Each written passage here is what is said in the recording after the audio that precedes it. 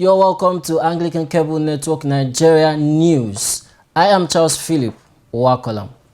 Nigerians, especially Christians, have been admonished not to allow themselves to be downcast over the happenings in the country, because no matter how the enemies of a man surround him, he can never be defeated as far as he is still connected to the great vine, which is Jesus Christ.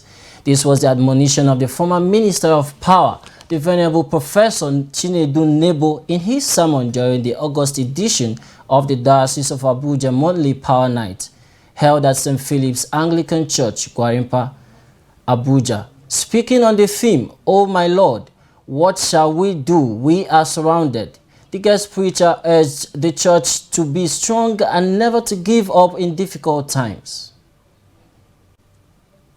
There is no way one can consider this topic without thinking about the situation in Nigeria today. Oh my Lord, what shall we do? We are surrounded. That was a time that the wicked ones from Syria made up their mind that Israel will have no rest. In Nigeria today, there are those who have made up their mind that we will have no rest. The spate of killings all over the land, many kidnapping, especially by the Fulani herdsmen, raping of both men and women and children, raping pregnant women open, raping animals, sacking farmers, and occupying their land. To travel nowadays is almost a nightmare, and it is becoming more and more dangerous. But it is important for us to realize that all these things are a scheme of the enemy. There was a time people thought it was a joke when some of us shouted loudly about the plans to Islamize Nigeria. It's even gone beyond that to Fulanizing Nigeria and making sure that even in places where we don't have enough land of our own, they will leave their places that are 5 to 10 times the amount of land that we have to occupy our land. And so many people are terrified, many despair, many are despondent, many have given up hope. And especially in the southeast, we can shout, "Oh my Lord, what shall we do?" We are surrounded.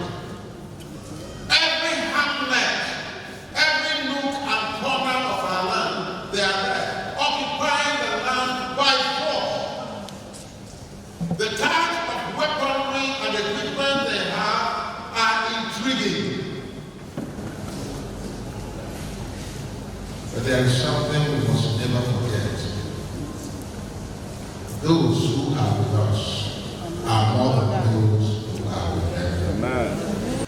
The program also featured intercessory prayers for the nation, the church and the family, praise and worship, testimonies amongst others.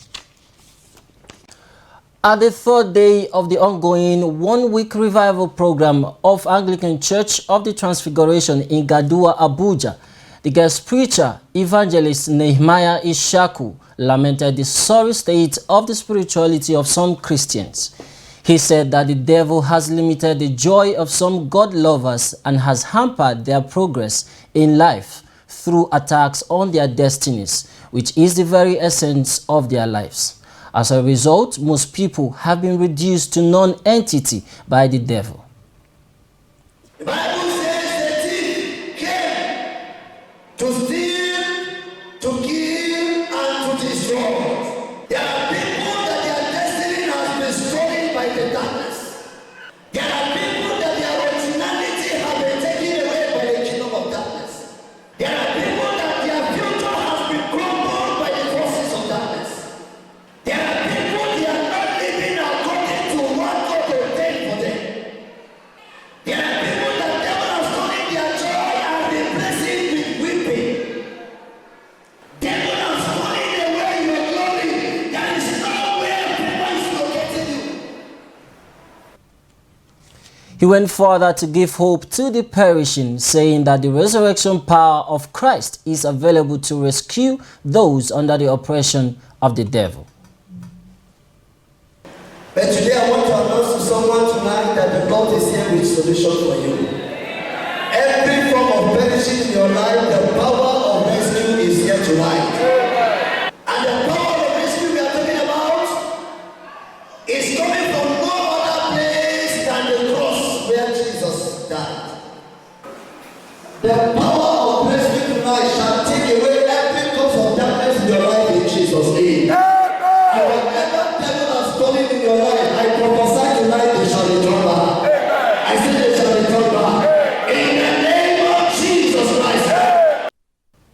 After the sermon, the vicar, Canon Emmanuel Imakai, and Evangelist Ishaku, together with other ministers, carried out deliverance sessions, while the choir led the Thanksgiving later. The program runs till 7th of September. The Catholic Bishop of Awka Diocese, Most Reverend Paulinus Ezokafo, has called on the federal government and politicians across Nigeria to expect a revolution from Nigeria populace soon.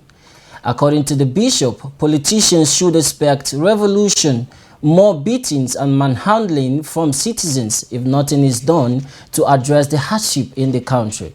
Recall that the indigenous people of Biafra, IPOB, recently attacked a former Deputy Senate President, Ike Ekweremadu, in Nuremberg, Germany, for his alleged silence during the 2017 Operation Python Dance, which led to the death of some members of the pro-Biafra group. Speaking during his maiden pastoral visit at the St. James Catholic Church, Neni, in Anyocha local government area of Anambra State, Ezokafo said politicians must either sit up or be ready to face the wrath of hungry and angry Nigerians, noting that Nigerians all over the country are dying daily due to the effects of bad leadership. The cleric said the political class must do all it takes to douse tension among citizens. The Nigerian government has appealed to Nigerians not to attack South African affiliated company branches in Nigeria. The government's appeal comes following attacks on various companies with South African affiliations in Nigeria. On Tuesday, ShopRite, a retail store in Lekki, Lagos, was vandalized and looted, while an MTN office was burnt in Ibadan, Oyo State. Owing to fears of further attacks, a ShopRite distribution center on Oshodi-Apapa Expressway was guarded by police, while their signage was also covered. Several other ShopRite stores across Lagos have been sealed and guarded by police. 5 people have been killed in the ongoing anti-foreigner violence in South Africa, said the South African police. A political activist and a former Deputy National Publicity Secretary of the All Progressive Congress, Comrade Timi Frank, has called on the President of South Africa, Cyril Ramaphosa, to urgently halt the attacks against Nigerians and the wanton destruction of their property by rampaging citizens of the country. While demanding an immediate stop to the bloodletting against innocent Nigerians, he called on the South African government to commence the payment of adequate and commensurate compensation to the victims of the dastardly and unprovoked acts of aggression without delay. He also called on the leadership of the African Union to intervene and prevent needless hostilities between Nigeria and South Africa. He pleaded with Nigerians back home to exercise restraint in the face of these grievous acts of provocation emanating from South Africa. The political activist commiserated with families that have lost loved ones in the fracas. He also sympathized with Nigerians who have sustained injuries, lost property or businesses as a result of the attacks, and urged them not to take laws into their hands but to allow justice to prevail. Africans have come out to boycott South Africa after days of looting and violence targeting foreigners, in which 5 people have died. Nigerian singers and Zambia's football national team are among those in the boycott. South Africa's Minister of Social Development, Lindiwe Zulu, told the BBC the rioters feared losing their jobs to foreigners. The country has become a magnet for migrants from other parts of Africa. Nigeria Afrobeat star Burna Boy vowed never to go to South Africa again until the government wakes up. Another Nigerian singer, Tiwa Savage, announced that she was pulling out of her concert she had planned to perform at South Africa in September, condemning the barbaric butchering of people. Meanwhile, President Cyril Ramaphosa has vowed to clamp down on what he described as acts of wanton violence. They are feeling that their lives are not well regarded and respected in our country. We cannot have a situation like that where women in our country have a sense of security. So we will be redoubling the efforts that we are making, and the Gender-Based Summit declaration and decisions are now going to have to be acted upon with greater speed and with greater determination. And our criminal justice system must now gear up to make sure that the perpetrators of these acts are actually brought to book and they are sentenced and they serve long sentences in prison, so that every man who is tempted to take action against any woman must know that they are going to be stiff sentences against them and they will serve time in prison, because this is unacceptable. We cannot have a situation like this.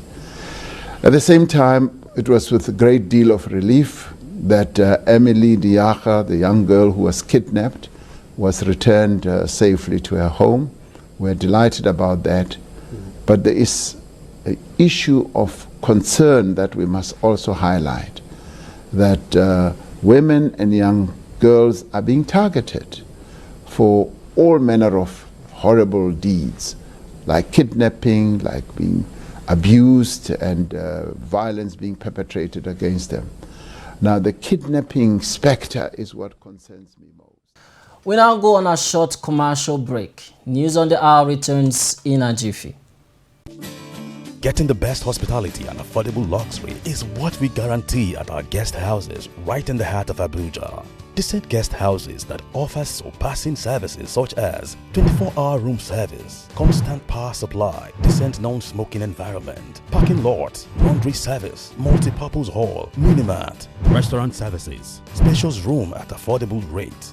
For reservation, book online at www.anglicanguesthousesabuja.com or locate us at All Saints Guest House, 29 Tamale Street, Wuse Zone 3, Abuja. Telephone 0806 699 5823 or 0805 285 5092 or Church Guest House, 24 Douala Street, Wuse Zone 5, Abuja. Telephone 0816-860-7024 or 0805-677-3815. Thanks for staying tuned. For more on our top stories, please visit our website at acnntv.com or youtube.com/ACNNTV. To be up to date with our news and other programs, download the ACNN app for Android from Google Play Store. Senator Victor Ndoma Egba, SAN, of the All Progressive Congress has lost at the election tribunal in Calabar, Cross River State. Senator Victor Ndoma Egba of the APC had challenged the election of Senator Sandy Ono of the People's Democratic Party, PDP, representing Cross River Central Senatorial District, delivering judgment on behalf of other three-man tribunal. Justice Vincent Agbata noted that petitioner's argument that he was unlawfully excluded by the Independent National Electoral Commission (INEC) from due participation in the election of 23rd February failed because INEC acted within the ambit of the rule of law in obeying the order of a federal high court judgment in delisting the name of the petitioner as candidate of the APC. The tribunal noted that the APC was unarguably at war with itself and had several pre-election litigations, one of which gave rise to the exclusion of their candidates in the election, which the tribunal averred as a lawful act, since there was no superior order of court to that of lower courts which ordered the exclusion. Now to the international scene. 5 Chinese tourists have been reported dead after a tour bus crashed near popular New Zealand tourist destination. Bay of Plenty Police Inspector Brent Crowey said in a news conference there were 27 people on board the bus, and of those, 5 were killed as a result of the clash. According to eyewitness, 2 people were seriously injured. A further 4 received moderate injuries, and the remainder of those persons on the board were either injured to a lesser extent or were able to walk away from the scene. The inspector said the medium-sized bus, which was carrying Chinese nationals, failed to take a moderate too easy bend, crossed towards the other side of the road, corrected, then flipped onto the driver's side. The driver was not seriously injured, and no other cars were involved in the clash. Now to some sports news. North Korea international striker Han Kwang-sung has completed his loan move to Italian champions Juventus from league rivals Cagliari. Both teams have confirmed. The 21-year-old is first North Korean to play in Serie A. He has spent the past 2 seasons on loan from Cagliari to Serie B side Perugia, where he has scored 11 goals in 39 matches. New coach Maurizio Sarri has long been a fan of Han, who will spend this season playing for Juventus under-23 team, currently 18th in Serie C after 2 defeats in as many matches. Cagliari said Han will join Juventus on a 2-year loan deal with an obligation to buy. Figures were not revealed, but according to Italian press reports, the deal is worth in the region of 45 million euros. The forward spent some of his youth careers at a football academy in Barcelona before joining Cagliari in 2017, where he had been valued at 20 million euros and was under contract until 2020. And with that sports story, we'll bring today's edition of the news to a close. I am Charles Philip Owakolam. Thank you for watching.